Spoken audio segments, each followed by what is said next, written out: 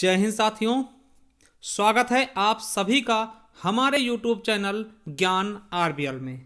दोस्तों आपको बता दें कि आज है 23 जनवरी 2022, ठीक है। और आज दोस्तों आपके हुए हैं यूपी टेट के पेपर, ठीक है। तो देखिए आज है 23 जनवरी और आपके यूपी टेट का एग्जाम हो चुका है, ठीक है। तो आपको बता दें दोस्तों कि हम उसका संपूर्ण पेपर सॉल्व करने वाले हैं इस वीडियो में। आपको बता दें इसमें देखिए आपका क्या क्या हम सॉल्व करेंगे। बाल विकास हो गया, ईडब्ल्यूएस यानी पर्यावरण हो गया, हिंदी हो गई, संस्कृत हो गई, इसके अलावा मैथ्स, यानी कि पांचों पार्ट हम सॉल्व करने वाले बहुत ही कम समय में, ठीक है। तो आप अपने आंसर की को मिला सकते हैं, कितने क्वेश्चन आपके बन रहे हैं, और मिलाने के बाद हमारे कमेंट बॉक्स में कमेंट करके जरूर बताइएगा कि इतने क्वेश्चन आपके बन रहे हैं यूपी टेट में। तो चलिए दोस्तों शुरू करते हैं इस वीडियो को। आपसे बता दें कि चैनल पर अगर पहली बार है तो चैनल दोस्तों सब्सक्राइब कर लीजिएगा, बेल आइकन अवश्य प्रेस करिएगा। चलिए शुरू करते हैं इस वीडियो को। 1 से 30 तक है। तो पहला क्वेश्चन देखते हैं दोस्तों, क्या है कि कोहलर निम्न से किससे संबंधित दोस्तों, किनमें से संबंधित है दोस्तों? अभिप्रेरणा के सिद्धांत, अधिगम के सिद्धांत, व्यक्तित्व के सिद्धांत या फिर विकास के सिद्धांत दोस्तों? तो बिल्कुल सही ऑप्शन क्या होगा आपका दोस्तों? हमारा दूसरा ऑप्शन बिल्कुल राइट हो जाएगा, अधिगम के सिद्धांत से। चलिए अगला है दोस्तों, मैकडूगल के अनुसार मूल प्रवृत्तियों की संख्या कितनी है? तो दोस्तों आपको पता होगा कितनी है, 14 है दोस्तों, ठीक है। चलिए अगला है, मानसिक उद्वेलन प्रतिमान का प्रयोग निम्न में से किसके शिक्षण हेतु किया जाता है? तो किसके शिक्षण हेतु किया जाता है दोस्तों? तो किसके लिए? सृजनात्मकता के लिए। किसके द्वारा? सृजनात्मकता के द्वारा। दोस्तों हमारा तीसरा ऑप्शन बिल्कुल राइट हो जाएगा। चलिए अगला है कि निम्न में से किसके प्रयोग में कुत्ता एक विषयी था दोस्तों? तो किसका था कुत्ता? आपको पता होगा दोस्तों कुत्ता किसका था, तो बहुत चर्चित है, पावलॉक का है कुत्ता, ठीक है। चलिए अगला है, मौलिकता, नमनीयता तथा प्रवाह निम्न में किसके घटक हैं? तो किसके घटक हैं दोस्तों ये सब? तो ये आपको बताना है। तो किसके हैं? सृजनात्मकता के। किसके? सृजनात्मकता के। अगला है, युद्धोत्साह है दोस्तों, क्या है ये? मूल प्रवृत्ति है, कल्पना है, चिंतन है या फिर संवेग है दोस्तों? तो क्या है हमारा 6 का ए ऑप्शन बिल्कुल राइट होगा, मूल प्रवृत्ति है, ठीक है। चलिए अगला देखते हैं क्वेश्चन, बालकों के सामाजिक विकास को प्रभावित करने वाले तत्व कौन से हैं दोस्तों? तो इसका सही ऑप्शन क्या होगा आपको बताना है। आर्थिक तत्व, वंशानुगत तत्व, शारीरिक तत्व या फिर सामाजिक परिवेश जन्य तत्व? दोस्तों बिल्कुल सही ऑप्शन हो जाएगा हमारा डी नंबर, यानी कि सामाजिक परिवेश जन्य तत्व। चलिए अगला है कि शारीरिक विकास का एक प्रमुख नियम निम्न में से कौन सा है दोस्तों? तो कौन सा है दोस्तों? तो बिल्कुल सही ऑप्शन हो जाएगा अनियमित विकास का नियम। चलिए अगला क्वेश्चन है कि निम्नलिखित में से कौन सा विकास का सिद्धांत नहीं है? तो कौन सा दोस्तों विकास का सिद्धांत नहीं है? तो अनुकूलित प्रत्यावर्तन सिद्धांत दोस्तों, यही हमारा बिल्कुल और बिल्कुल राइट हो जाएगा दोस्तों। चलिए अगला क्वेश्चन क्या है, विकास के परिणाम स्वरूप नवीन विशेषताएं और नवीन योग्यताएं प्रकट होती हैं, ये कथन किसने दिया है? तो किसने दिया दोस्तों? तो हरलॉक ने दिया दोस्तों ये कथन, ठीक है। चलिए अगला क्वेश्चन देखते हैं, 11 नंबर क्या है, पूर्व अनुभव के आधार पर संवेदना को अर्थ प्रदान करना कहलाता है। तो क्या कहलाता है दोस्तों? संवेदना को अर्थ प्रदान करना दोस्तों क्या कहलाता है? प्रत्यक्षीकरण दोस्तों, ठीक है। चलिए अगला है, सीखने से प्रयास व भूल के सिद्धांत का प्रतिपादन किसने किया? तो दोस्तों किसने किया है? तो दोस्तों बिल्कुल सही हो जाएगा थॉर्नडाइक ने। किसने? थॉर्नडाइक ने। चलिए अगला क्वेश्चन क्या है दोस्तों कि औसत बुद्धि वाले बालकों का बुद्धि लब्धि स्तर होता है दोस्तों, तो कितना होता है? जो औसत बुद्धि वाले बालक होते हैं उनके बुद्धि लब्धि स्तर कितना होता है दोस्तों? इसका बिल्कुल सही ऑप्शन क्या होगा? 90 से लेकर के 109 तक होता है। चलिए अगला है, निम्न में से कौन तरल क्रिस्टलीय बुद्धि के प्रतिमान के प्रतिपादक हैं दोस्तों? तो बिल्कुल सही ऑप्शन क्या होगा? कैटल हो जाएंगे। कौन हो जाएंगे दोस्तों? कैटल हो जाएंगे दोस्तों। तो हमारा 14 का बिल्कुल सही ऑप्शन ए हो जाएगा, कैटल। चलिए अगला है, क्रिया प्रसूत अधिगम सिद्धांत का प्रतिपादन किया किसने किया? हल, स्किनर या दोस्तों हेगॉट या थॉर्नडाइक दोस्तों? तो बिल्कुल और बिल्कुल सही कहा जाएगा स्किनर, ठीक है। चलिए, यानी हमारा दूसरा ऑप्शन बिल्कुल राइट हो जाएगा। अगला है ब्लूप्रिंट निम्न में से किसका महत्वपूर्ण घटक है? तो किसका है? परीक्षण निर्माण या परीक्षण अंकन या परीक्षण प्रशासन या फिर परीक्षण वैधता दोस्तों। तो बिल्कुल सही ऑप्शन हो जाएगा परीक्षण निर्माण का। चलिए, अगला है विकास की पूर्व संक्रिया अवस्था निम्न में से किसने दिया था दोस्तों? तो किसने दिया था विकास का? तो दोस्तों बिल्कुल सही ऑप्शन हो जाएगा पियाजे ने। किसने दोस्तों? तो पियाजे ने दोस्तों दिया था। तो बिल्कुल सही ऑप्शन हो जाएगा पियाजे ने दोस्तों। चलिए, अगला देखते हैं 18वां क्वेश्चन क्या कह रहा है हमारा कि एमपीपीआई परीक्षण का उपयोग निम्न में से किसके मापन में किया था दोस्तों? तो किसके मापन में करते हैं? तो इसका बिल्कुल सही ऑप्शन हो जाएगा व्यक्तित्व के। किसके दोस्तों? तो व्यक्तित्व यानी कि पर्सनालिटी के। ठीक है, चलिए अगला क्वेश्चन देखते हैं। नेक्स्ट क्वेश्चन हमारा क्या कह रहा है? 19 नंबर क्वेश्चन दोस्तों हमारा है कि अधिगम हेतु निम्न में से क्या सर्वाधिक आवश्यक है? अभिप्रेरणा, निर्देशन या परिपक्वता या फिर दोस्तों रुचि। तो दोस्तों बिल्कुल सही ऑप्शन क्या होगा? रुचि हो जाएगा। चलिए, अगला है शैशव काल का समय क्या है? तो शैशव काल का समय क्या है दोस्तों? तो ये चीज आपको पता होना चाहिए। क्या होगा दोस्तों? बिल्कुल सही ऑप्शन जाएगा जन्म से 2 वर्ष तक। चलिए, अगला है कोहलर अपने प्रयोग से यह सिद्ध करना चाहते थे कि अधिगम। तो दोस्तों इसका बिल्कुल सही क्या होगा? इन्होंने क्या सिद्ध करना चाहा कि समग्र परिस्थिति का प्रत्यक्षीकरण है या फिर मानव का अधिगम प्रयोजनपूर्ण है या जानवरों से मनुष्यों से श्रेष्ठ है, जानवरों में मनुष्यों से श्रेष्ठ है या एक स्वतंत्र क्रिया है। तो दोस्तों बिल्कुल सही ऑप्शन से क्या होगा? 21 का हमारा मानव का अधिगम प्रयोजनपूर्ण है। चलिए, अगला दोस्तों देखते हैं क्या कह रहा हमारा कि किसने पाठ योजना की पंच पद प्रणाली प्रतिपादित किया था दोस्तों? तो किसने किया है? तो हर्बर्ट ने किया है। किसने दोस्तों? हर्बर्ट ने किया है। चलिए, अगला है निम्नलिखित में ग्रंथियों के आधार व्यक्तित्व के विभिन्न प्रकारों की चर्चा किसने की है दोस्तों? तो किसने की है? तो बिल्कुल सही हो जाएगा कैनन ने दोस्तों। किसने की है? तो कैनन ने की है दोस्तों। चलिए, अगला क्वेश्चन है सृजनात्मकता मौलिक परिणामों को अभिव्यक्त करने की मानसिक प्रक्रिया है, यह किसने कहा दोस्तों? यानी कि यह कथन किसका है? तो इसका बिल्कुल सही हो जाएगा दोस्तों क्रो एवं क्रो का है यह सिद्धांत। ठीक है, चलिए अगला क्वेश्चन है आपका 25 नंबर की बीएफ स्किनर के अनुसार बच्चों में भाषा का विकास होता है। तो कैसे होता है ये आपको बताना है दोस्तों। तो आपको पता होना चाहिए अनुकरण एवं प्रबलन के फलस्वरूप होता है। चलिए, अगला है कि मूल प्रवृत्तियों को 14 प्रकार से किसने वर्गीकृत किया था दोस्तों? तो किसने किया है दोस्तों? बिल्कुल सही ऑप्शन क्या होगा मार्च 26 का? मैकडूगल। ठीक है, चलिए अगला है किसी दूसरी वस्तु की अपेक्षा एक वस्तु पर चेतना का केंद्रीकरण अवधान है, यह कथन किसका है दोस्तों? तो यह कथन किसका है? तो दोस्तों किसका है? डम्बिल का। ठीक है, चलिए 27 का 1 नंबर हमारा बिल्कुल राइट होगा। अगला है दोस्तों 28 नंबर क्वेश्चन। इसका क्या कहना है कि निम्नलिखित में से किसका नाम सुजनन शास्त्र के पिता से जुड़ा हुआ है दोस्तों? तो किसका है? तो दोस्तों बिल्कुल सही हो जाएगा गाल्टन का। किसका? गाल्टन का। चलिए, अगला है 12 वर्ष से 16 वर्ष के बालकों हेतु हिंदी में डॉक्टर एस जलोटा ने कौन सा परीक्षण प्रतिपादित किया है दोस्तों? तो कौन सा परीक्षण प्रतिपादित किया है? तो साधारण मानसिक योग्यता परीक्षण दोस्तों। चलिए, अगला है बुद्धि के द्विकारक सिद्धांत का प्रतिपादन किसने किया? तो दोस्तों इसका बिल्कुल सही ऑप्शन हो जाएगा स्पीयरमैन ने। किसने दोस्तों? स्पीयरमैन ने दोस्तों। तो ये थे आपके 30 क्वेश्चन दोस्तों। ठीक है, ये थे आपके दोस्तों 30 क्वेश्चन आपके हो चुके हैं किसके दोस्तों? बाल विकास के। ठीक है, चलिए दोस्तों देखिए पहले क्या था आपका गद्यांश है। गद्यांश को पढ़ना है 31 से 35 तक, यानी 5 क्वेश्चन के आंसर आपको इसको पढ़ के देना है। तो चलिए दोस्तों, ये लिखा है कि देखिए आदिम आर्य घुमक्कड़ थे, है ना, ये पूरा दिया हुआ है। तो इसको हम ना पढ़ते दोस्तों जल्दी से आपके आंसर बताते चलेंगे, क्योंकि आपको मिलाना है ना कि इसमें से ढूंढना है। ठीक है, देखिए चलिए पहला क्वेश्चन, घुमक्कड़ शब्द में कौन सा प्रत्यय होता है? दोस्तों आपको पता होगा कि घुमक्कड़ में प्रत्यय क्या होता है? अक्कड़ होता है। क्या होता है?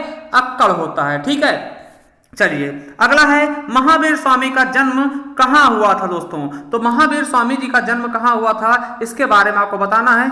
तो दोस्तों वैसे तो इनका जन्म वैशाली में हुआ था, मगर आप अगर यहाँ देखना चाहते हैं तो ये भी देख सकते हैं कि ये देखिए लिखा हुआ है, ठीक है, ये श्रवण, देखिए श्रवण महावीर के स्वच्छंद विचारने के लिए अपने वस्त्रों तक को त्याग दिया था, दिशाओं को उन्होंने अपना अंबर बना लिया।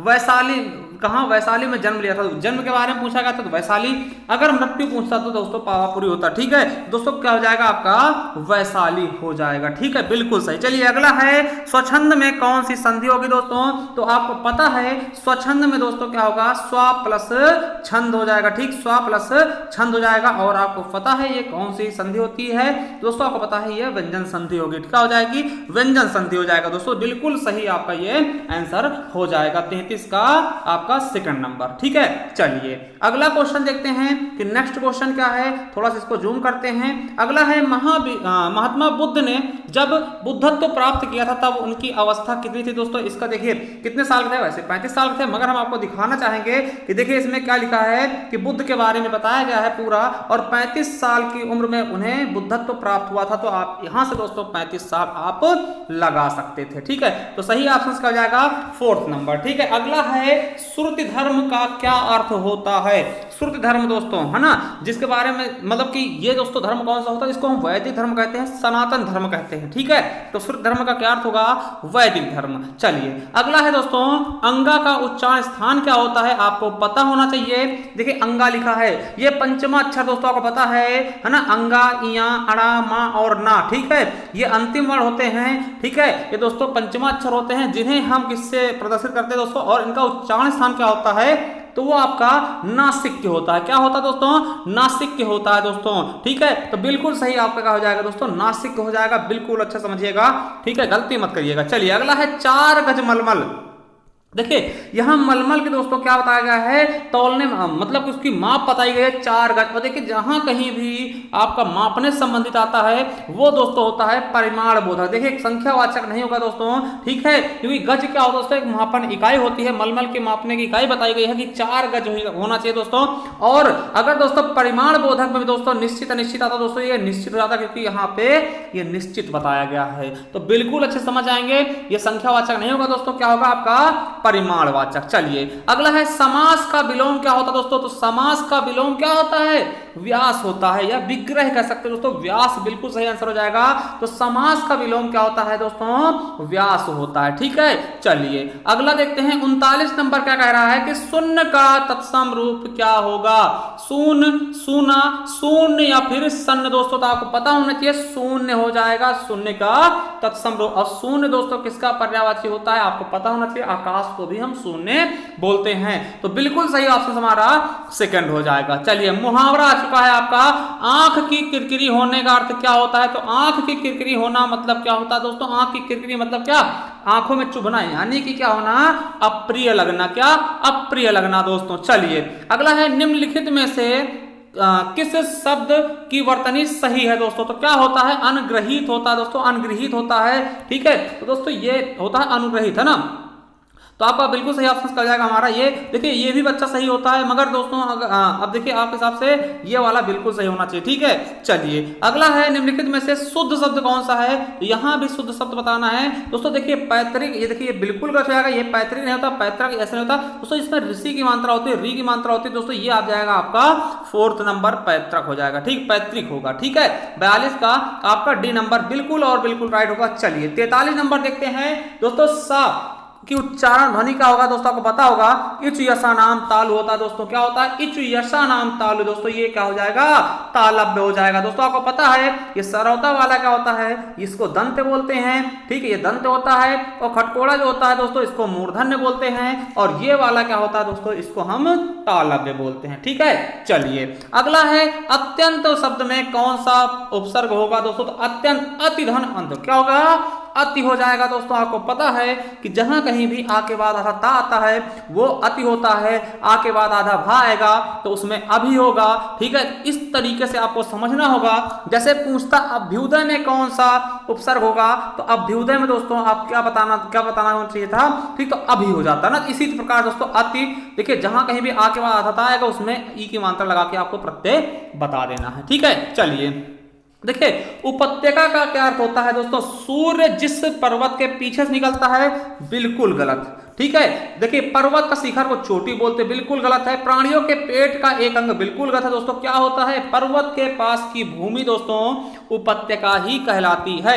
चलिए 46 नंबर क्वेश्चन है कि निम्नलिखित में से मौखिक अभिव्यक्ति का रूप है दोस्तों, तो मौखिक अभिव्यक्ति का रूप कौन सा है ये आपको बताना है।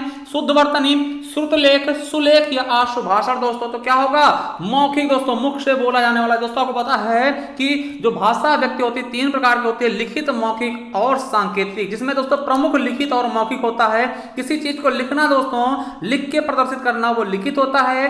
बोल के करना मौखिक होता है दोस्तों। तो आशुभाषण क्या होगा, यही आपका मौखिक होगा। अगला है हिंदी भाषा की बोलियां कितनी होती है दोस्तों, तो आपको पता होना चाहिए, कितनी बार बता चुके हैं कितनी होती है, 18 बोलियां होती हैं दोस्तों। और अगर पूछता है इसकी कितनी उपभाषा है दोस्तों, तो उपभाषा कितनी है, 5 हैं। ठीक है, 5 उपभाषाओं के अंतर्गत दोस्तों टोटल कितनी, 18 बोली आती हैं। ठीक है, 5 उपभाषा कौन कौन सी है, तो आपको पता, पूर्वी हिंदी, पश्चिमी हिंदी, है ना, बिहारी हिंदी, राजस्थानी हिंदी और पहाड़ी हिंदी। चलिए अगला क्वेश्चन है, सामाजिक शब्द में मूल शब्द और प्रत्यय है दोस्तों। तो क्या होगा, समाज प्लस एक, क्या, समाज प्लस एक दोस्तों, सामाजिक। देखिए ये देखिए दोनों में कंफ्यूजन दे रखा है। देखिए समाज नहीं होगा, समाज होगा, समाज प्लस एक सामाजिक। ठीक है, चलिए अगला है, तद्भव पत्रिका के संपादक कौन है, तो दोस्तों तद्भव के हैं कौन है, तो अखिलेश हो जाएंगे। ठीक है, चलिए अगला है, 12 बरस लो कुकुर जीवे और 13 लो जीएसआर, है ना, बरस 18 क्षत्रिय जीवे, उसके आगे जीवन धिक्कार कैसा, ऐसा कुछ है दोस्तों। ठीक है, तो ये आपको पता है, ये आला खंड का है। किसका है, आला खंड दोस्तों, जिसको जगनिक ने लिखा है। किसकी पंक्तियां हैं, तो जगनिक जी की हैं। ठीक है, किसकी है, जगनिक जी की है दोस्तों। अगला है, अकाल का पर्यायवाची क्या होता दोस्तों, अकाल का क्या होता है, दुर्भिक्ष होता है दोस्तों, समझ जाइएगा। ठीक है, अपरिहार्य क्या होता है दोस्तों, आवश्यकता से अधिक चीजों का त्याग करना अपरिहार्य कहलाता है दोस्तों। तो बिल्कुल सही ऑप्शन का हो जाएगा आपका पहला। चलिए देखते हैं 52वां क्वेश्चन, देखते हैं क्या कह रहा है हमारा। देखिए 52 क्या है, 52 क्वेश्चन क्या है, निम्नलिखित वाक्यों में से कौन सा मिश्र वाक्य है दोस्तों, क्या है, मिश्र वाक्य है दोस्तों। कौन सा मिश्र वाक्य है ये आपको बताना है दोस्तों। कौन सा मिश्र वाक्य पता है, सरल वाक्य, संयुक्त वाक्य और मिश्रित वाक्य, 3 वाक्य होते हैं। देखिए अध्यापकों के सम्मुख छात्र थे दोस्तों, सरल वाक्य है ना। अगला है, क्या अध्यापकों के सम्मुख छात्र पढ़ते हैं दोस्तों, ये भी आपका सरल ही है। देखिए अध्यापक देखते हैं कि छात्र पढ़ते हैं दोस्तों, देखिए की आ गया दोस्तों, यही आपका मिश्र वाक्य होगा। ठीक है, ये आपका बिल्कुल सही, तीसरा ऑप्शन बिल्कुल राइट होगा दोस्तों। और आपको बता दें, छात्र पढ़ते हैं और अध्यापक उन्हें देखते हैं दोस्तों, तो और आ गया, ये आपका संयुक्त होता। मगर दोस्तों हमसे मिश्रित पूछा है, सॉरी मिश्र पूछा या मिश्रित पूछा दोस्तों, बिल्कुल सही ऑप्शन हमारा थर्ड हो जाएगा। चलिए अगला है, जिसकी पूर्व में आशा ना की गई हो दोस्तों, क्या होता है, अप्रत्याशित होता दोस्तों। जिसकी पूर्व में आशा मतलब पहले से आशा ना की गई हो दोस्तों, अप्रत्याशित होता है। जैसे कि चुनाव होते हैं अप्रत्याशित कैंडिडेट। ठीक है, तो इस तरीके से आप समझ सकते हैं। ठीक है, अनाहूत दोस्तों आपको पता है क्या होता है दोस्तों, ये मेहमान का पर्यायवाची होता है। ठीक है, चलिए अगला है, मुझसे उठा नहीं गया दोस्तों। देखिए हमने बताया था कि जो थर्ड पर्सन होता है दोस्तों, कर्ता क्या होता है, थर्ड पर्सन होता है। और क्रिया दोस्तों क्या होगी, एक वचन और पुल्लिंग होगी। उसके अलावा दोस्तों नकारात्मक का बोध होगा दोस्तों, वो आपका भाववाच्य हो जाएगा। तो बिल्कुल सही ऑप्शन हमारा 54 का तीसरा। अगला है, निष्कपट, निष्कपट दोस्तों, निष्कपट देखिए इसमें क्या होगा, जो खटकोड़ा दोस्तों वो विसर्ग में टूटेगा, तो निष्कपट क्या हो जाएगा, निधन कपट दोस्तों, निष्कपट हो जाएगा। चलिए अगला है, इस देश में हिंदी भाषा का प्रयोग लिखने और बोलने के लिए क्या था दोस्तों, किस देश में दोस्तों हिंदी भाषा का प्रयोग, थोड़ा कटा होगा, आप लोग समझ जाइएगा कि किस देश में दोस्तों हिंदी भाषा का प्रयोग लिखने और बोलने के लिए क्या था दोस्तों, आपको पता होना चाहिए। कहां पर, तो मॉरिशस में दोस्तों, कहां पर, मॉरिशस में दोस्तों। और आपको पता है कि हिंदी के भाषा के कई सारे जो सम्मेलन है दोस्तों, विश्व हिंदी सम्मेलन कई बार दोस्तों मॉरिशस में आयोजित भी किए गए हैं। चलिए अगला है, सूरसागर किस भाषा की रचना है, आपको भी पता होना चाहिए। सूरसागर दोस्तों किसकी रचना है, तो दोस्तों किसकी है, आपको पता होगा सूरदास जी की। ठीक, और सूरदास जी किसके कवि थे, किस भाषा के, तो आपको पता होना चाहिए वो ब्रज भाषा के कवि थे। किसके थे, ब्रज भाषा। तो हमारा थर्ड ऑप्शन बिल्कुल राइट होगा।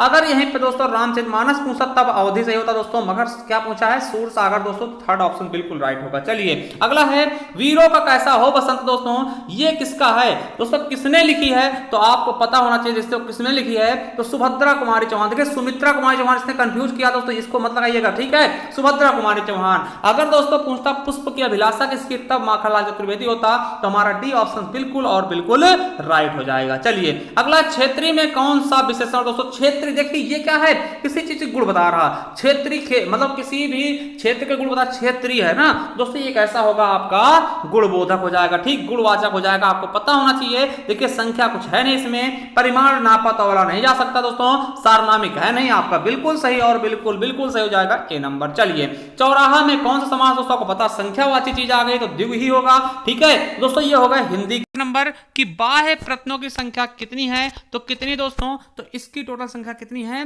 11 हो जाएगा, हमारा थर्ड ऑप्शन बिल्कुल और बिल्कुल राइट हो जाएगा। चलिए 62 नंबर क्वेश्चन क्या है, मनोरथा में कौन सा संधि दोस्तों, तो आपको पता होगा मनः धन रथा ना, तो क्या हो जाएगा दोस्तों, मनोरथ, यानी कि आपके विसर्ग संधि का ये है उदाहरण है, तो हमारा थर्ड ऑप्शन बिल्कुल और बिल्कुल राइट हो जाएगा। अगला है दोस्तों कि दान के कर्म के द्वारा कर्ता को संतुष्ट करने वाला संप्रदान कारक का सूत्र है दोस्तों, कौन सा होगा, हमारा फोर्थ ऑप्शन बिल्कुल और बिल्कुल राइट हो जाएगा। क्या हो जाएगा दोस्तों, फोर्थ ऑप्शन बिल्कुल राइट हो जाएगा। चलिए अगला है दोस्तों, अंतस्थ वर्ण कौन से हैं, तो आपको पता होगा दोस्तों अंतस्थ वर्ण कौन से होते हैं, तो दोस्तों या रा लावा को हम अंतस्थ वर्ण कहते हैं दोस्तों, तो यण भी कहते हैं, तो बिल्कुल सही हमारा तीसरा ऑप्शन राइट हो जाएगा। चलिए अगला क्वेश्चन है, मुझे संस्कृत अच्छी लगती है दोस्तों, इसका संस्कृत में अनुवाद करना है, क्या दोस्तों, इसका संस्कृत में अनुवाद करना है, तो महाम संस्कृतम रोचते दोस्तों, हमारा थर्ड ऑप्शन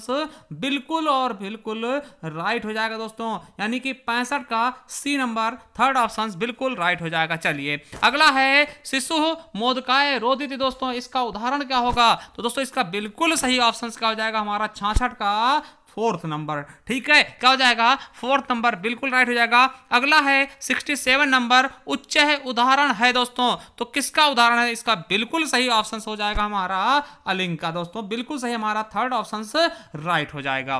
चलिए अगला देखते हैं, 67 क्वेश्चन हो चुके दोस्तों, 68वें क्वेश्चन की तरफ चलते हैं कि 68वां क्वेश्चन क्या है। अगला है उष्म वर्णों का बोधक प्रत्याहार है दोस्तों, तो उष्म वर्णों का बोधक प्रत्याहार क्या है दोस्तों, तो हमारा बिल्कुल सही ऑप्शन क्या हो जाएगा, सल दोस्तों, क्या हो जाएगा दोस्तों, सल हो जाएगा, ठीक है। चलिए अगला है 69 नंबर, पठन रूप है दोस्तों, तो पठन रूप किसका है ये आपको बताना है दोस्तों, तो किसका है, थर्ड नंबर बिल्कुल राइट होगा, पठ धातु लोट लकार उत्तम पुरुष एक वचन, ठीक है। अगला है दोस्तों 70 नंबर कि छ मिलकर बना है दोस्तों, आपको पता होगा कि ये क्या होते हैं दोस्तों, संयुक्त स्वर होते हैं, सॉरी संयुक्त व्यंजन होते हैं दोस्तों, तो छ किससे मिलकर बनता है, का और खटकोड़ा वाले खा से दोस्तों, तो ये हमारा बिल्कुल राइट हो जाएगा 70 का ए ऑप्शन बिल्कुल और बिल्कुल सही हो जाएगा। चलिए अगले क्वेश्चन की तरफ बढ़ते हैं, अट प्रत्याहार के वर्ण है दोस्तों, तो अट प्रत्याहार के वर्ण कौन है, तो आपको बता दोस्तों कि सभी स्वर आ जाएंगे तथा हा या वारा, तो दोस्तों बिल्कुल और बिल्कुल सही आपका ए ऑप्शन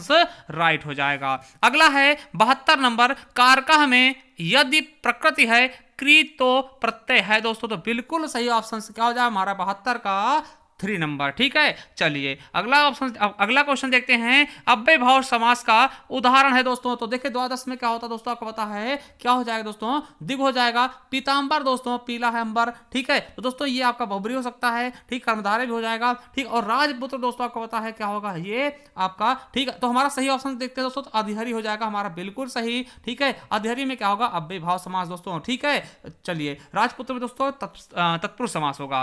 अगला देखते हैं, निम्नलिखित में से कौन सा चतुर्विंशी शास्त्र संहिता के नाम से जानते हैं दोस्तों, तो किसको जानते हैं दोस्तों, तो किसको जानते हैं, हमारा ए ऑप्शन बिल्कुल और बिल्कुल राइट हो जाएगा, यानी रामायण को, ठीक है। चलिए अगला है, इनमें से कौन संयुक्त व्यंजन है दोस्तों, छत्रंग या स्राह, आपको पता है क्या दोस्तों, जा और इया से मिलके बनता है, किससे, जा और इया से मिलके बनता है दोस्तों, यही आपका क्या है, संयुक्त व्यंजन है, तो हमारा डी ऑप्शन बिल्कुल और बिल्कुल राइट हो जाएगा। चलिए अगले क्वेश्चन तक चलते हैं दोस्तों, 76 नंबर देखते हैं, मैं ऐसा मानता हूं दोस्तों, मैं ऐसा मानता हूं का अनुवाद क्या होगा, तो 76 का दोस्तों क्या अनुवाद होगा, अहम वयम मान्य, है ना, तो दोस्तों ये हमारा बिल्कुल सही फोर्थ नंबर हो जाएगा, ठीक है, बिल्कुल सही हो जाएगा। अगला है, मैं बाजार जाता हूं दोस्तों, देखिए इसका अनुवाद नहीं करना, इसका कर्मवाच्य में बदलना, क्या इसको कर्मवाच्य में बदलना है, ठीक है, इसका अनुवाद नहीं करना, ट्रांसलेट नहीं करना दोस्तों, तो बिल्कुल सही ऑप्शन क्या हो जाएगा, मया आपणम गम्यते। चलिए अगला है दोस्तों पच धातु का कतल प्रत्यय लगकर रूप बनेगा दोस्तों, तो हमारा बिल्कुल सही इसका क्या होगा ऑप्शन दोस्तों, ये हो जाएगा पक्वा। ठीक है, तो फोर्थ ऑप्शन बिल्कुल और बिल्कुल राइट हो जाएगा 78 का। चलिए अगला दोस्तों पंच नवति दोस्तों संख्या है दोस्तों, तो 50 और 9। ठीक है, क्या दोस्तों 50 सॉरी पंच नवत दोस्तों 90 और +5 दोस्तों क्या हो जाएगा हमारा 95 हो जाएगा। ठीक है, बिल्कुल सही ऑप्शन हमारा डी नंबर होगा, फोर्थ नंबर बिल्कुल और बिल्कुल राइट हो जाएगा। चलिए अगला क्वेश्चन देखते हैं कि अव्यय शब्द समूह है दोस्तों, तो अव्यय शब्द समूह कौन सा है, तो इसके बारे में आपको बताना है दोस्तों। तो क्या होगा सर्वत्र अधुना अधुना ऊपरी दोस्तों, ये हमारा क्या होगा अव्यय शब्द समूह हो जाएगा। ठीक है, चलिए अगले क्वेश्चन की तरफ बढ़ते हैं। 81 नंबर क्वेश्चन क्या है, संस्कृत साहित्य में किस कवि की रचना को विद्वैधम कहा गया है दोस्तों, तो किसको कहा गया है, तो दोस्तों बिल्कुल सही ऑप्शन हो जाएगा श्री हर्ष।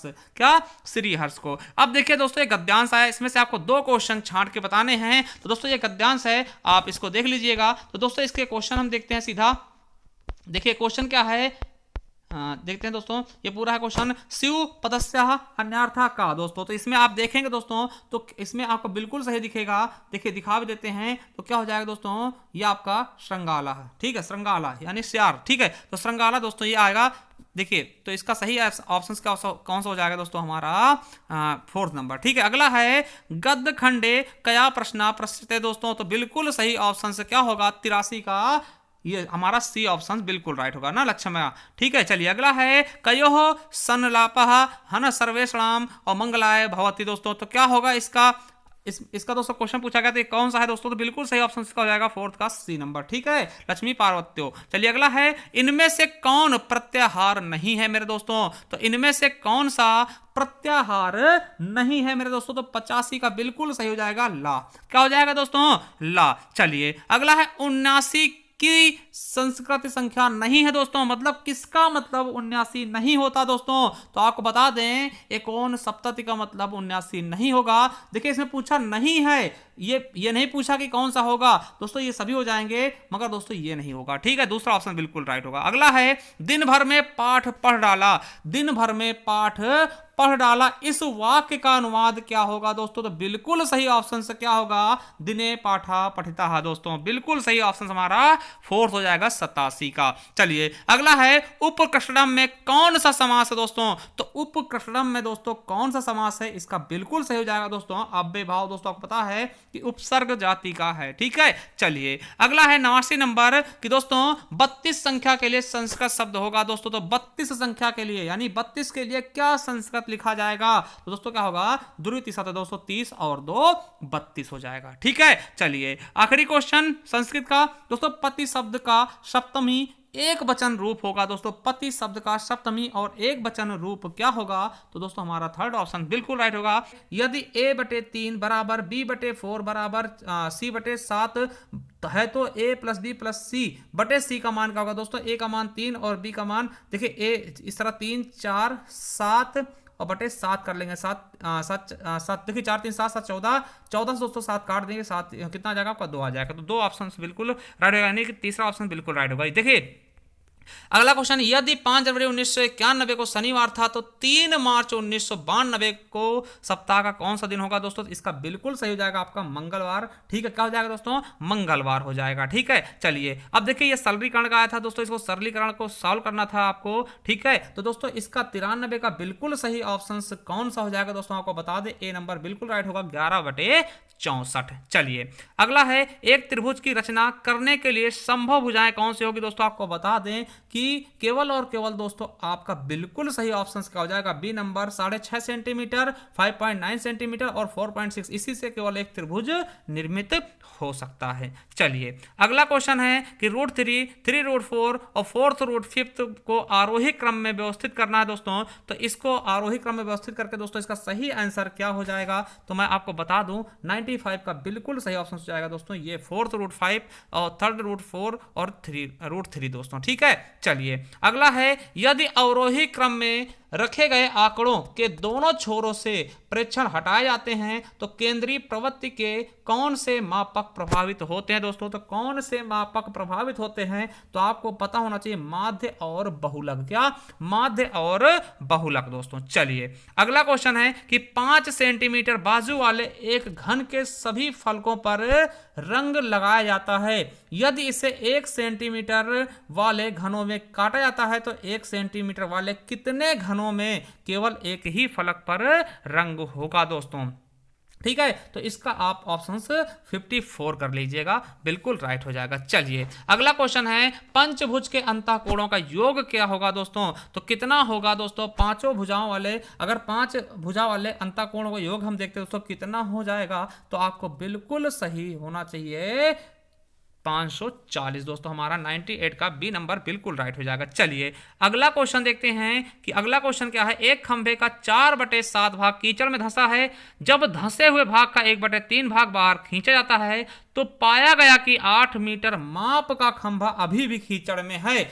तो खंभे की पूरी माप क्या होगी दोस्तों? तो इसका सही ऑप्शन आपका क्या हो जाएगा? 99 का 21 मीटर। ठीक है, चलिए अगला है, ए और बी किसी काम को 12 दिन में, बी और सी किसी काम को 15 दिन में, सी और ए उसी काम को 20 दिन में करते हैं, तो अकेला ए उस काम को कितने दिन में कर पाएगा दोस्तों? तो 30 दिन में वो कर लेगा। किस प्रकार से करना आपको पता है, ए प्लस बी करके 12 लिख लेते और बी प्लस सी करके 15 लिख लेते और सी प्लस ए लिख के दोस्तों 20 कर लेते, दोनों का लासा लेते उसका आधा कर देते। ठीक है, तो इस तरीके से दोस्तों आओ फिर इसको दोस्तों ए का निकाल लेते। ठीक है, चलिए अगला क्वेश्चन है, 4/33 और 42/55 और 21/22 का महत्तम समापवर्त क्या होगा? देखिए जब बटे में होता है तो ऊपर वाले का जो कहा था वो निकालते हैं, यानी कि हम 14, 42, 21 का मासा निकाल लेंगे। ठीक है, क्या निकालेंगे? मासा निकाल लेंगे और इसका लासा निकाल लेंगे। दोस्तों इनका मासा कितना है आपको बता दें कि इसका दोस्तों मासा कितना आ जाएगा? तो दोस्तों इसका मासा आ जाएगा 7 और दोस्तों 330 का हो जाएगा दोस्तों इसका लासा हो जाएगा। तो 7/330 बिल्कुल राइट आंसर हो जाएगा। चलिए अगला 7 + √2, देखिए 7 + 2 √10 का वर्गमूल क्या होगा? तो दोस्तों इसका बिल्कुल सही ऑप्शन हो जाएगा हमारा सी नंबर, √2 + √5 दोस्तों, बिल्कुल सही ऑप्शन हो जाएगा। ठीक है, चलिए अगला क्वेश्चन है, एक वर्ग और एक समबाहु त्रिभुज की एक भुजा उभयनिष्ठ है। यदि त्रिभुज की एक भुजा 4/3 सेंटीमीटर लंबी है तो इस प्रकार इस आकृति का परिमाप क्या होगा? तो इस आकृति का परिमाप क्या होगा दोस्तों? तो 6 सही 2/3 सेंटीमीटर। चलिए अगला क्वेश्चन देखते हैं, निम्नलिखित में से कौन सी संख्या 99 से विभाजित होगी? आपको पता है कि 99 से वही संख्या विभाजित होगी जो 9 और 11 से होगी। तो सबसे पहले दोस्तों हम सभी का जोड़ कर लेते हैं। जिन संख्याओं का जोड़ दोस्तों 9 से विभाजित होती है वो 9 से हो जाएगी। अगर दोस्तों और भी ऑप्शन मिलते हैं तो उनको हम 11 वाले रूल यानी कि उनके सम और विषम अंकों का योग दोस्तों, अंकों का योग करके उनको घटाने पर 0 या 11 आना चाहिए। तो दोस्तों ऐसा केवल और केवल दोस्तों आपका ए ऑप्शन बिल्कुल राइट हो जाएगा। ठीक है, तो चलिए दोस्तों पहला ऑप्शन सही होगा। देखिए पाई क्या है दोस्तों? तो पाई क्या है? एक अपरिमेय संख्या है। ठीक है, अगर देखिए पाई का मान पूछता 22/7 तो दोस्तों वो परिमेय हो जाती, मगर पाई क्या है? अपरिमेय संख्या है। अगला है, यदि 10 की घात √3x बराबर 125 तो दोस्तों x की घात -2x का मान क्या होगा? तो इसका बिल्कुल सही ऑप्शन हो जाएगा हमारा 1/25। चलिए अगला है दोस्तों कि देखिए 16,075 को किसी संख्या से भाग देने पर भागफल कितना आ रहा है? दोस्तों भागफल कितना आ रहा है? 167 तथा शेषफल इतना प्राप्त हो रहा है। तो भाजक क्या होगा? दोस्तों आपको पता है कि दोनों गुणा करके दोस्तों शेषफल जोड़ते हैं तो आपका दोस्तों क्या होता है? भाजक तैयार हो जाता है। दोस्तों इसका बिल्कुल सही क्या होगा? ठीक है, तो दोस्तों ये देखिए इसका सूत्र होता है, तो उस हिसाब से अगर आप इसको करते हैं दोस्तों इसका बिल्कुल सही ऑप्शन 96 हो जाएगा। तो दोस्तों बिल्कुल सही क्या हो जाएगा? 96। चलिए अगला, 50 से छोटे धन पूर्णांकों में अभाज्यों की संख्या होगी दोस्तों, तो कितनी होगी अभाज्यों की संख्या? तो दोस्तों इसका बिल्कुल सही ऑप्शन क्या होगा? आपका 15 हो जाएगी। ठीक है, चलिए अगला, 2 संख्याओं में से बड़ी संख्या का दुगुना छोटी संख्या के 5 गुने से 3 ज्यादा है। ठीक है, तथा बड़ी संख्या के 4 गुने से छोटी संख्या के 3 गुने का योग 71 है। तो वो संख्याएं क्या होंगी दोस्तों? ऑप्शन से हम लगाएंगे। अगर ऑप्शन पे हम रख के निकालते हैं दोस्तों तो इसका बिल्कुल सही दोस्तों क्या हो जाएगा? 14 और 5। ठीक है, तो हमारा थर्ड ऑप्शन बिल्कुल राइट होगा। ठीक है, तो ये चीज आप बिल्कुल अच्छे से याद रखें। चलिए 110 नंबर देखते हैं। एक वर्ग का क्षेत्रफल जिसकी एक भुजा 8 सेंटीमीटर तथा उस आयत के क्षेत्रफल के बराबर है जिसकी लंबाई 16 सेंटीमीटर है, तो आयत की चौड़ाई क्या होगी? दोस्तों चौड़ाई क्या हो जाएगी? 4 सेंटीमीटर। अगला है, यदि किसी वस्तु का क्रय मूल्य उसके विक्रय मूल्य का 3/2 है तो लाभ या हानि परसेंट क्या होगा? दोस्तों 33 सही 1/3। क्या हो जाएगा? 33 सही 1/3 दोस्तों। मगर हानि होगा दोस्तों, क्या होगा? हानि, क्योंकि दोस्तों खरीदा देखिए खरीदा 3 गया है और बेचा 2 का गया। दोस्तों कितने का हानि हो रहा है? 1 का। कितने पे दोस्तों? 3 पे। तो गुणे 100 करेंगे दोस्तों, 33 सही 1/3। देखिए हानि वाला होगा, लाभ वाला नहीं। तो ये चीज आप क्लियर कर लीजिएगा। ठीक है, चलिए अगला क्वेश्चन है कि 12 10 12 को 12 से भाग देने पर शेषफल क्या होगा? दोस्तों ये तो इजी था, आप अगर भाग देंगे दोस्तों आपको बिल्कुल समझ में आ जाएगा। तो सही ऑप्शन क्या हो जाएगा दोस्तों? 4 आ जाएगा। क्या आ जाएगा? 4 आ जाएगा आपका शेषफल। चलिए अगला क्वेश्चन देखते हैं। 378 236 459 और 312 गुणनखंडों का इकाई का अंक क्या होगा? दोस्तों आपको पता है, इनके लास्ट का गुणा करिए। देखिए 9 दूनी 18, 8 बच गया तो 8 8 छंग, देखिए 8 48 होगा दोस्तों, फिर 8 बचा, 8 नहीं 64 दोस्तों, क्या आ जाएगा आपका? 4 आ जाएगा। ठीक है, तो 4 हो जाएगा इकाई का अंक। अगला, दिए गए आंकड़ों का माध्य यदि 4.5 है तो उसका माध्यक क्या होगा? तो दोस्तों इसका माध्यक क्या होगा आपको पता होना चाहिए। 114 का बिल्कुल सही ऑप्शन हो जाएगा 4.5। चलिए अगला देखते हैं। क्या है कि सांख्यिकी में विचरण का विश्लेषण नामक विधि का मुख्य श्रेय है दोस्तों। तो कौन है दोस्तों इसका मुख्य श्रेय, किसको जाता है? तो आपको पता होना चाहिए किसको जाएगा दोस्तों? R.A. फिशर को। ठीक है, चलिए अगला है कि त्रिभुज ABC में, समझिए ABC के मध्य क्रमशः DEF है, तो ज्ञात कीजिए निम्नलिखित में से कौन सा कथन सत्य है? दोस्तों कौन सा कथन सत्य है? तो दोस्तों ये हमारा क्वेश्चन नंबर है 116 और इसका है बी नंबर सही। ठीक है, यानी कि त्रिभुज DEF का क्षेत्रफल 1/4 ABC के बराबर, क्योंकि दोस्तों आपको पता है ये चौथाई है, 1/4 4 हिस्से बने हैं दोस्तों, तो इसके 4 के बराबर होगा। ठीक है, चलिए अब देखिए समझिए अगला क्वेश्चन है। यदि किसी दिए गए आंकड़ों का समांतर माध्य बराबर A, ज्यामितीय माध्य G तथा हरात्मक माध्य H है तो दोस्तों इसका सही ऑप्शन क्या होगा? तो दोस्तों इसका सही ऑप्शन हो जाएगा C का तीसरा नंबर। ठीक है, चलिए अगला है। यदि दो संख्याओं का अंतर तथा गुणनफल क्रमशः 5 तथा 36 हैं तो उनके व्युत्क्रमों का अंतर क्या होगा? दोस्तों व्युत्क्रमों का अंतर क्या होगा? इसका हमारा A नंबर बिल्कुल सही हो जाएगा, 5/36 हो जाएगा। चलिए अगला क्वेश्चन है। 20वीं सदी के स्वशिक्षित भारतीय गणितज्ञ प्रतिभावान कौन थे दोस्तों? तो आपको पता होना चाहिए श्रीनिवास रामानुजन। ठीक है, चलिए अगला है। किसी कमरे की चारों दीवारों का क्षेत्रफल 660 मीटर स्क्वायर है तथा लंबाई उसकी चौड़ाई की 2 गुनी है। यदि कमरे की ऊंचाई 11 सेंटीमीटर, छत का क्षेत्रफल क्या होगा? तो दोस्तों इसका बिल्कुल सही ऑप्शन हमारा 200 हो जाएगा, 200 मीटर स्क्वायर हो जाएगा दोस्तों। ठीक है, तो देखिए दोस्तों ये आपका मैथ्स भी कंप्लीट हो गया है। तो चलिए देखते हैं। चलिए पहला क्वेश्चन क्या है कि सर्वाधिक जैव विविधता पाई जाती है दोस्तों, कहाँ पाई जाती है? आपको पता होना चाहिए कि सबसे ज्यादा जैव विविधता कहाँ पाई जाती है। तो आपका पश्चिमी घाट में पड़ता है दोस्तों, शांत घाटी केरल में। ठीक, कहाँ पे होता है? शांत घाटी दोस्तों, साइलेंट वैली के नाम जानते हैं, केरल में पाया जाता है दोस्तों। और यहीं पर दोस्तों क्या होता है आपका सबसे ज्यादा जैव विविधता पाई जाती है। ठीक है, आपसे पूछा जाए कि फूलो घाटी कहाँ है दोस्तों, आपको पता होगा उत्तराखंड चमोली में। ठीक है, तो हमारा थर्ड ऑप्शन बिल्कुल राइट हो जाएगा। चलिए अगला है। एलपीजी के संदर्भ में क्या सत्य है? एक स्वच्छ ईंधन है दोस्तों, बिल्कुल गलत है दोस्तों। आपको पता हाइड्रोजन बोलते हैं। मीथेन उत्सर्जन करने वाला है या नीले ज्वाला में जलने वाला है या उच्च व उष्मीय मान है?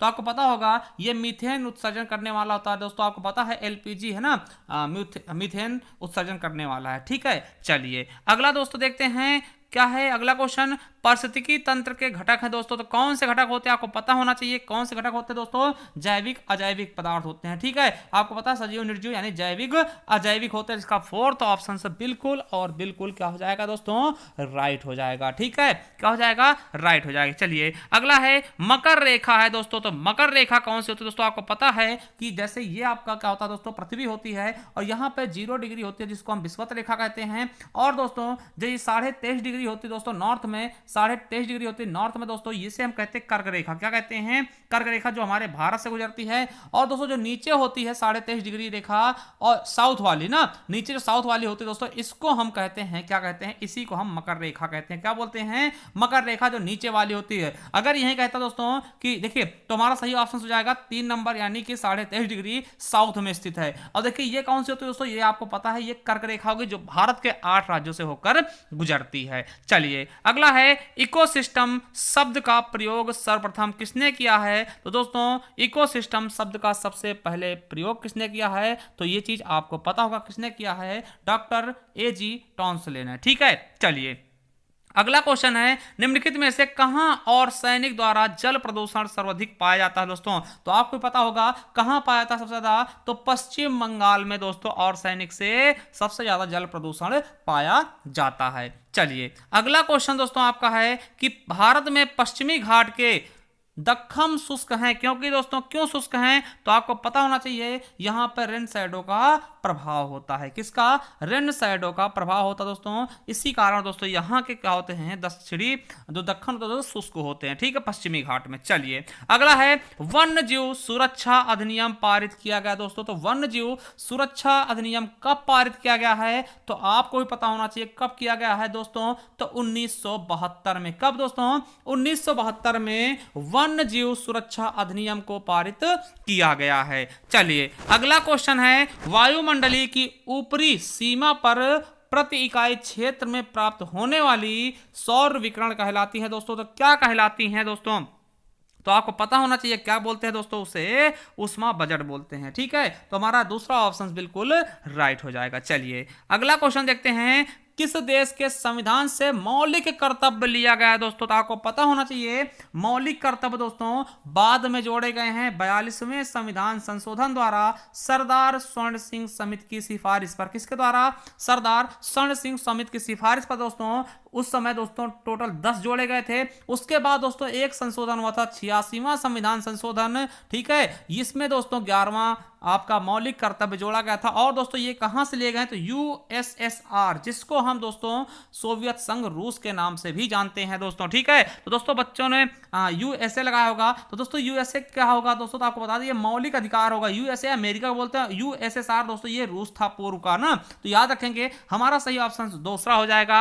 अगर दोस्तों पूछता कि मौलिक देखिए मूल अधिकार कहां से लिए गए, तब आपका यूएसए होता। हमारा सही ऑप्शन हो जाएगा दूसरा। चलिए अगला है, घास भूमि क्षेत्र के परितंत्र के खाद्य श्रृंखला में सबसे उच्च स्तर का कौन सा होता दोस्तों? उपभोक्ता दोस्तों सबसे उच्च स्तर का होगा, तो वो दोस्तों हमेशा और हमेशा क्या होगा? मांसाहारी होगा। ठीक है, क्या होगा? मांसाहारी होगा। चलिए अगला है, वायुमंडल का प्रमुख स्तर जो पृथ्वी के सबसे पास है दोस्तों, तो वो कौन सा है दोस्तों? वायुमंडल का जो प्रमुख स्तर जो सबसे पास होता है दोस्तों, उसको हम क्या बोलते हैं? क्षोभ मंडल। ठीक है, क्या बोलते हैं? क्षोभ मंडल दोस्तों बोलते सबसे निचला होता है। और आपको पता है कि आयन मंडल दोस्तों क्या होता है? रेडियो तरंगे होती है दोस्तों। ठीक है, और समताप मंडल में क्या होता है दोस्तों? ओजोन परत पाया जाता है। तो ये भी याद रखेंगे आगे के लिए। ठीक है, क्योंकि ऐसे क्वेश्चन आपके हमेशा और हमेशा बनते रहते हैं। चलिए अगला क्वेश्चन क्या है, भारतीय संसद द्वारा जैव विविधता अधिनियम पारित किया गया था दोस्तों, कब किया गया था ये आपको बताना है। तो दोस्तों कब किया गया, तो ये भी आपको पता होना चाहिए दोस्तों कब किया गया है। तो 11 दिसंबर 2002 को। कब दोस्तों, 11 दिसंबर 2002 को। चलिए अगला है, निम्नलिखित में से कौन सी कृषि करने की प्रक्रिया सर्वाधिक संरक्षण में सहायक होती है दोस्तों। आपको पता शिफ्टिंग खेती दोस्तों, ये तो गलत हो जाएगा। ये दोस्तों शिफ्टिंग खेती क्या होती है, झूम खेती जिसको बोलते हैं। ये पूर्वोत्तर भारत के जनजातियां करती हैं दोस्तों कि एक जगह इकट्ठा हुई, वहां का जंगल को जलाया और वहां खेती किया, फिर उसे छोड़ के फिर दूसरे जंगल में जाएंगी, उसे काटेंगी, इसे है ना, इस तरह से होता है दोस्तों। ये तो गलत होता है दोस्तों। जैविक खेती, ठीक है, जैविक खेती कह सकते हैं दोस्तों, ये बहुत ही इंपॉर्टेंट जैविक खेती दोस्तों। और आपको पता है कि सिक्किम हमारा पहला 100% जैविक खेती करने वाला राज्य भी बना है। तो ये भी क्वेश्चन कभी पूछा था कि 100% जैविक खेती करने वाला राज्य पहला कौन सा है, तो सिक्किम है दोस्तों। जैविक खेती का मतलब क्या होता है दोस्तों, जिसमें खाद और कीटनाशक चीजों का प्रयोग ना करके दोस्तों देसी तरीके से, ठीक है, इसको उगाया जाता है। चलिए अगला है, अम्लीय वर्षा संबंधी दोस्तों आपको पता है कि अम्ल वर्षा जो होती है, इसी कारण जो संगमरमर दोस्तों, जो आपका ताजमहल उसके जो संगमरमर से बना हुआ है वो बदरंग होता जा रहा है दोस्तों। इसमें कौन सी अम्ल होती सहायक दोस्तों आपको पता है H2SO4 सल्फ्यूरिक अम्ल। ठीक है, तो हमारा डी ऑप्शन बिल्कुल राइट हो जाएगा, सल्फ्यूरिक अम्ल, इसको तेजाब के नाम से भी जानते हैं। चलिए अगला है WWF से संबंधित दोस्तों क्या है, तो वर्ल्ड वाइड लाइफ फंड दोस्तों WWF। ठीक है, चलिए फूलों की घाटी अवस्थित दोस्तों आपको पता होगा कि बहुत ही इजी क्वेश्चन है ये, सबको पता होगा कि फूलों की घाटी किससे संबंधित दोस्तों, तो उत्तराखंड। कहां दोस्तों, चमोली जिले में। कहां दोस्तों, उत्तराखंड के चमोली में दोस्तों स्थित है फूलों की घाटी। चलिए अगला दोस्तों, अगला क्वेश्चन क्या है कि भारत में निम्नलिखित में से कौन सी एजेंसी मुख्य रूप से प्रदूषण के मापन में संबंधित है दोस्तों, तो कौन सी है आपको पता होना चाहिए, केंद्रीय प्रदूषण नियंत्रक बोर्ड मेरे दोस्तों। अगला है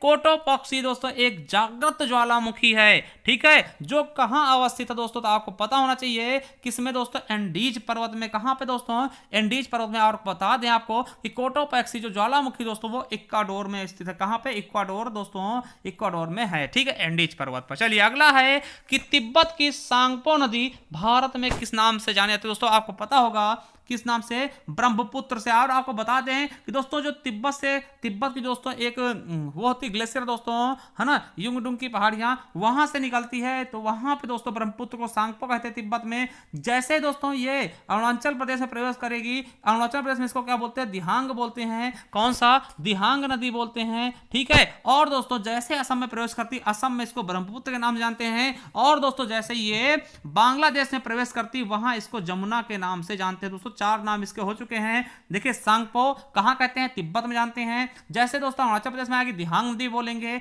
और दोस्तों असम में इसको ब्रह्मपुत्र नदी बोलते हैं। और दोस्तों जब ये बांग्लादेश में जाती, वहां इसको जमुना के नाम से जानते हैं। और एक चीज याद रखेंगे दोस्तों कि इसी के द्वारा दोस्तों, ब्रह्मपुत्र के द्वारा असम में दोस्तों एक नदी द्वीप बनाया जाता है, माजुली नदी द्वीप, जो कि विश्व का सबसे बड़ा नदी होता है। ठीक है, नदी द्वीप माना जाता है। चलिए अगला दोस्तों देखते हैं कि ध्रुव तारा कहा जाता है दोस्तों, आपको पता होगा कि ध्रुव तारा दोस्तों हमेशा उत्तर निकलता है, इसीलिए उसको हम क्या बोलेंगे, उत्तरी तारे को हम ध्रुव तारा के नाम से जानते हैं। अगला है भारत में प्रोजेक्ट टाइगर कब चलाया गया दोस्तों, आपको पता होगा कि 1973 में दोस्तों प्रोजेक्ट टाइगर चलाया गया दोस्तों। कब चलाया गया, 1973 में। आपको पता होगा वन्य जीव संरक्षण अधिनियम दोस्तों 1972 में आया था। ठीक है, ये क्वेश्चन भी आ चुका है तो दोस्तों हमारा सही ऑप्शन का जाएगा 4th नंबर। ठीक है, 1973। चलिए अगला है कान्हा राष्ट्रीय उद्यान भारत के किस राज्य में है, तो आपको भी पता होगा कान्हा कहां है दोस्तों, तो मध्य प्रदेश में पाया जाता है कान्हा राष्ट्रीय उद्यान मेरे दोस्तों। ठीक है, चलिए अगला है लखनऊ समझौता 1916 में किन 2 मध्यों के बीच हुआ था दोस्तों, आपको पता होना चाहिए कि लखनऊ समझौता दोस्तों किसके किसके मध्य हुआ था। दोस्तों आपको पता होना चाहिए कि ये किसके किसके बीच हुआ था, तो आपको पता होना चाहिए दोस्तों कांग्रेस और मुस्लिम लीग के मध्य दोस्तों ये हुआ था। ठीक है, तो हमारा पहला ऑप्शन बिल्कुल राइट होगा 144 का। चलिए अगले क्वेश्चन तरफ बढ़ते हैं। अगला क्वेश्चन है जंगली गधों के लिए दोस्तों, जंगली गधों के लिए कौन सा अभयारण्य है दोस्तों, कहां है अभयारण्य, तो आपको पता होगा कच्छ के रण में दोस्तों। कहां, गुजरात में दोस्तों पड़ता, कहां, गुजरात में। अगला है कार्बन डेटिंग संदर्भित करता है दोस्तों, तो क्या करता है, आपको पता होगा कि प्राचीन स्थलों में मौजूद हड्डियों या सामग्रियों की आयु मापता है कार्बन डेटिंग के संदर्भित में। चलिए अगला है संविधान सभा ने कब राष्ट्रीय गान को अपनाया दोस्तों, तो राष्ट्रीय गान हो या राष्ट्रगीत हो दोस्तों, या संविधान सभा की अंतिम बैठक, या फिर दोस्तों उत्तर प्रदेश का स्थापना दोस्तों, तो सभी का सभी दोस्तों 24 जनवरी 1950 को ही हुआ था। यह डेट बहुत ज्यादा इंपॉर्टेंट है, याद रखेंगे। अगला है बायो मैग्निफिकेशन क्या है दोस्तों, आपको बता दें कि हमारा ए ऑप्शन बिल्कुल राइट होगा, समय के साथ ऊतक में विषैले पदार्थ की बढ़ती सांद्रता। चलिए अगला है कि निम्नलिखित में से कौन जैवमंडल का अजैविक घटक है दोस्तों, अजैविक कौन सा होगा, जो दोस्तों सजीव होगा, तो दोस्तों क्या हो जाएगा, कवक हो जाएगा। चलिए अगला है ग्रीन पीस इंटरनेशनल का मुख्यालय कहां है दोस्तों, तो दोस्तों कहां है, एम्स्टर्डम दोस्तों, नीदरलैंड की राजधानी एम्स्टर्डम में दोस्तों। चलिए दोस्तों ये था हमारा ईवीएस का दोस्तों